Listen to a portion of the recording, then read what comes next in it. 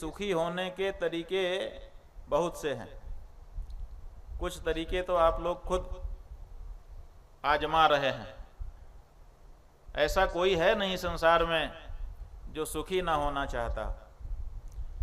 आप हम जो भी हैं सब सुखी होना चाहते हैं कि हम सुखी हो जाएं, और सुखी होने के लिए हमने अलग अलग रास्ते पकड़े हैं।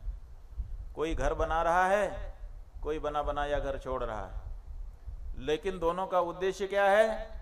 दोनों का उद्देश्य है सुखी होना, कि हम कैसे सुखी हो जाएं। तो सुखी होने के लिए आप लोगों ने क्या रास्ता अपनाया? आपने आपकी जो 5 ज्ञानेंद्रियां हैं, उन 5 ज्ञानेंद्रियों को काम पर लगा रखा है। जाओ अपने अपने विषयों का आस्वादन हमको कराओ। तो आंखें जो हैं, जो चक्षुर इंद्रिय है, वो रूप को खींच खींच करके ला रही है और रूप का आपको आस्वादन करा रही है। जो कान है वो शब्द का आस्वादन आपको करा रहे हैं। जो जिह्वा है रसना, वो रस का आस्वादन आपको करा रही है। घ्राण गंध का आस्वादन आपको करा रहे हैं, और त्वचा स्पर्श का आस्वादन आपको करा रही है। ये जो 5 ज्ञानेंद्रियां हैं, इन 5 ज्ञानेंद्रियों के 5 विषय हैं शब्द, स्पर्श, रूप, रस और गंध। आपने इन 5 को काम पे लगा रखा है कि जाओ जितना बढ़िया ला सको लाओ। तो अच्छे से अच्छा देखना, अच्छे से अच्छा पहनना, अच्छे से अच्छा स्वाद चखना, अच्छे से अच्छी गंध सूंघना, इसी से आप समझते हैं कि आप सुखी हो जाएंगे। और इन सब चीजों को पाने के लिए आपको काम करना पड़ता है। काम करेंगे तो उससे धन मिलेगा, उस धन से ये सब चीजें खरीदेंगे, अच्छा खाना, अच्छा सूंघना, अच्छा पहनना। तो ये जो आप कर रहे हैं इन 5 के लिए कर रहे हैं। क्यों? क्योंकि आप ये मानते हैं कि ये 5 अगर अच्छे मिलें तो उनका आस्वादन करके हम सुखी हो जाएंगे। लेकिन ये अनुभव बहुत आगे तक नहीं चलता है। शुरू में लगता जरूर है कि अगर अच्छा खाना, अच्छा पहनना मिल जाए तो हम खुशी हो जाएंगे। लेकिन हम में से बहुत लोगों को मिल चुका है, अच्छा भोजन हमको मिल रहा है, अच्छा सब कुछ मिल रहा है। लेकिन जिनको अच्छा मिल चुका है उनसे पूछिए, बड़े बड़े उद्योगपति हैं, उनके पास धन की कमी नहीं है, हर तरह के विषय उनके लिए उपस्थित हैं, सामग्री उपस्थित है। लेकिन उनसे आप पूछिए कि आप सुखी हो गए? सांसद महोदय हैं, सुविधा उपलब्ध है, लेकिन इनसे पूछिए आप सुखी हो गए? इसी तरह से और भी क्षेत्रों के ऊंचे पहुंचे हुए लोग हैं जिनको ये सामग्रियां उपलब्ध हो गई जो आम लोगों को उपलब्ध नहीं है। लेकिन सुखी होने का जहां तक प्रश्न है, सुखी ना आप हुए हैं ना वो हुए, क्योंकि सुख जो है इन वस्तुओं से प्राप्त नहीं होता, वो अलग ही वस्तु है। तो क्या वस्तु है, कैसे मिल सकती है? तो गीता जी में बताया भगवान श्री कृष्ण ने कि देखो 3 ही गुण हैं, वही घूम फिर करके हमारे शरीर में घटते बढ़ते रहते हैं। कभी कभी हम सात्विक हो जाते हैं, कभी हम राजस हो जाते हैं, और कभी कभी हम तामस हो जाते हैं।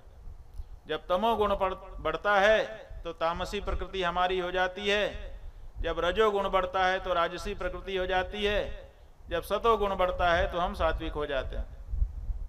3 गुण हैं, यही घूम फिर करके घटते बढ़ते हमारे शरीर में रहते हैं। जैसे वैदिक लोग कहते हैं कि कफ, वात और पित्त 3 धातुएं हैं आपके शरीर में, यही घटती बढ़ती रहती हैं। कभी कुपित हो जाती हैं तो आप रोगी हो जाते हैं, जब कुपित नहीं होती हैं, सहज अवस्था में होती हैं, तो आप स्वस्थ महसूस करते हैं। तो जैसे कफ, वात और पित्त प्रत्यक्ष रूप से आपको दिखाई देते हैं, ऐसे ही अनुमान से पता चलता है कि हमारे शरीर में सत्व, रज, तम 3 गुण हैं, और ये तीनों गुण क्रमशः कभी घटते बढ़ते रहते हैं। जिस समय जो गुण बढ़ जाता है उसी के अनुसार हम काम करने लग जाते हैं। तो आप देखेंगे कि कभी तो आपको आलस आ जाता है, किसी काम में मन नहीं लगता, आप सो जाते हैं।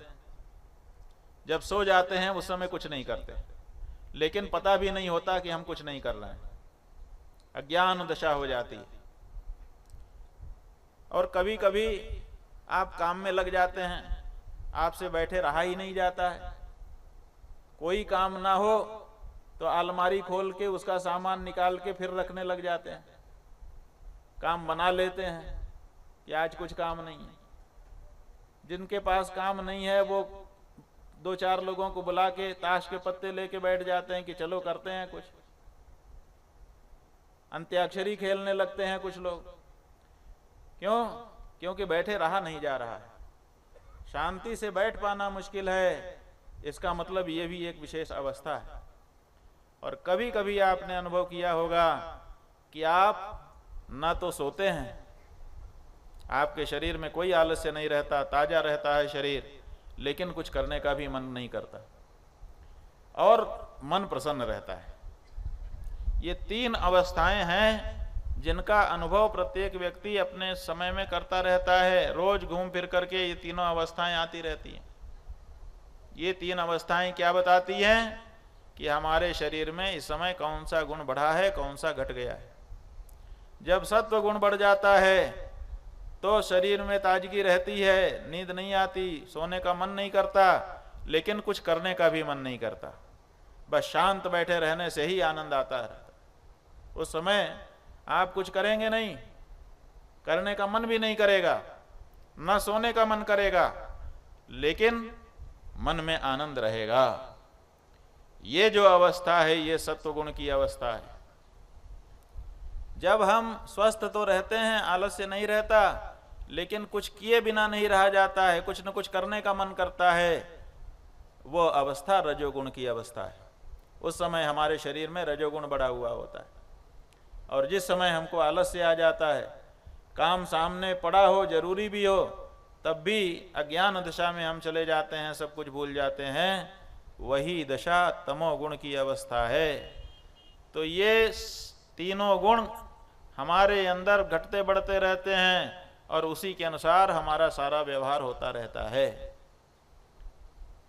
इन तीनों गुणों का 3 काम भी है। सत्व गुण का क्या कार्य है? सत्वम सुखे संजयति। सत्व गुण हमको सुख देता है। और रजोगुण रजः कर्मणि, रजोगुण हमको दुख देता है, क्योंकि कर्म से दुख ही होना है, सुख कभी नहीं होता है। इसलिए रजोगुण हमको दुख देता है, सतोगुण हमको सुख देता है, और जो तमोगुण है वो ना सुख देता ना दुख देता है, हमको अज्ञान में ले जा करके घसीट देता है। तो ये 3 ही गुण हैं। तो इस टेक्निक को, इस तकनीक को जो लोग जान चुके हैं वो क्या करते हैं?